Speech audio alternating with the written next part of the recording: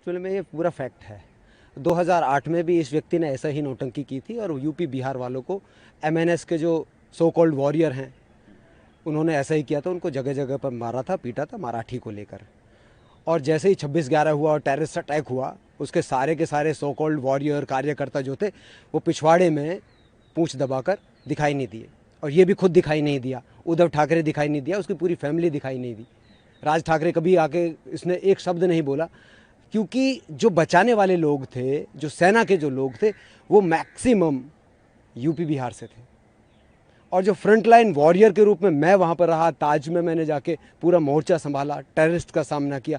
मैं खुद यूपी से हूँ और चौधरी साहब के गांव से हूँ। 5वें प्रधानमंत्री जो रहे वो मेरे गांव से हैं, उसी गोत्र से मैं हूँ।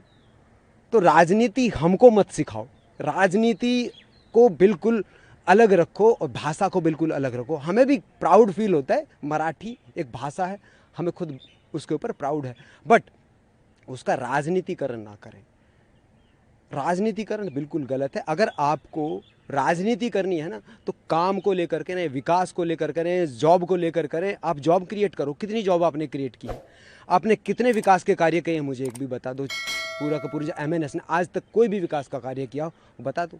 राज ठाकरे ने कुछ भी, पूरी लिस्ट मुझे दे दो, मैं पूरी लिस्ट उसकी दिखा सकता हूँ। आज तक एक भी काम उसने देश के लिए नहीं किया है। सिर्फ और सिर्फ पार्टी और अपना अपना उसने किया है, अपना और अपना परिवार। और क्यों एक साथ आए हैं, इसके पीछे भी पूरा का पूरा एक रीज़न है कि अब लोगों को फिर से मूर्ख बनाना है, मराठी मराठू मानुस करके। एक व्यक्ति है उद्धव ठाकरे जी, वो पहले ही अपना अस्तित्व खो चुके हैं। उनके पिताजी तो जो थे वो हिंदुत्व को लेके पूरा अग्रसर थे। उसने हिंदुत्व को छोड़कर राजनीति को पकड़ लिया। राजनीति के पाएँ जैसे आप पकड़ने शुरू करोगे तो आप विकास से और कार्य से बहुत दूर होते चले जाओगे। आप विदर्भ में देखिए ना, कितने लोग सुसाइड करते हैं, कितने किसान सुसाइड करें। एक भी किसान के घर जाकर उद्धव ठाकरे जाकर मिला है क्या? या राज ठाकरे जाकर मिला है, उन परिवार के दर्द को साझा किया है?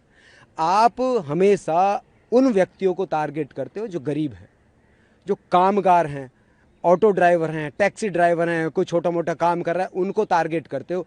आप बॉलीवुड के जितनी भी हस्तियां हैं वो सारी हिंदी मूवी बना रही है भाई। बॉलीवुड में कौन सी मराठी मूवी बन रही है? मुझे बता दो आप। सारी की सारी हिंदी मूवियाँ बनती हैं। और सारे के सारे हिंदी कलाकार अमिताभ बच्चन से जाके क्यों नहीं पूछते हो कि तुम भैया मराठी क्यों नहीं बोलते हो? उसका तो टैक्स लेकर तुम खाते हो, उसके तो घर पे जाकर तुम दंडवत हो जाते हो, आमिर खान के घर जाके आप दंडवत हो जाते हो। क्यों? तो और गरीब को आप पीट रहे हो और बता रहे हो मराठी मराठी मराठी। मराठी नहीं है एक्चुअल में, ये तुम्हारी राजनीति की रोटियां हैं। सिर्फ और सिर्फ कुछ लोगों को, चुनिंदा लोगों को आप टारगेट कर रहे हो। वो गरीब तबका है, उसको आप टारगेट कर रहे हो। आपके परिवार से कितने लोग सेना में हैं मुझे बताइए?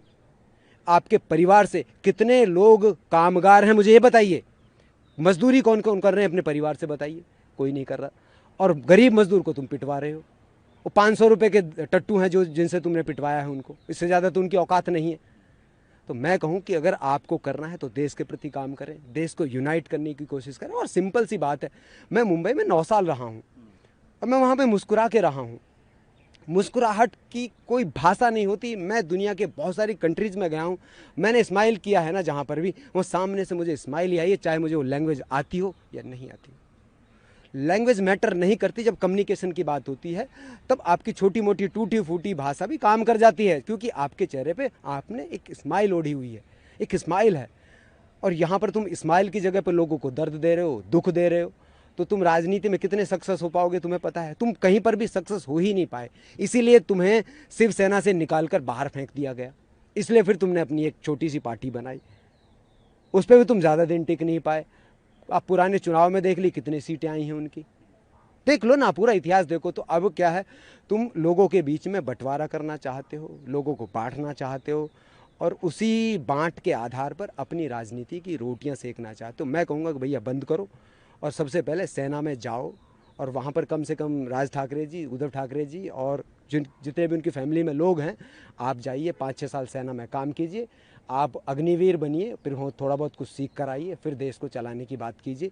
देश को चलाना भाषा से चलाना नहीं होता है। देश को चलाना है तो एकजुट होकर काम करना होगा, विकास पर काम करना होगा, काम के ऊपर काम करना होगा और एम्प्लॉयमेंट के ऊपर काम करना होगा। सिंपल सी चीज़ें हैं ये, इसमें कोई दो दूनी चार हो रहा है भाई।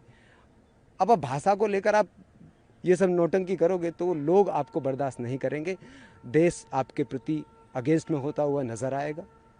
यही मैं कहूँगा इनसे। 9 साल सर आप बता रहे हैं आप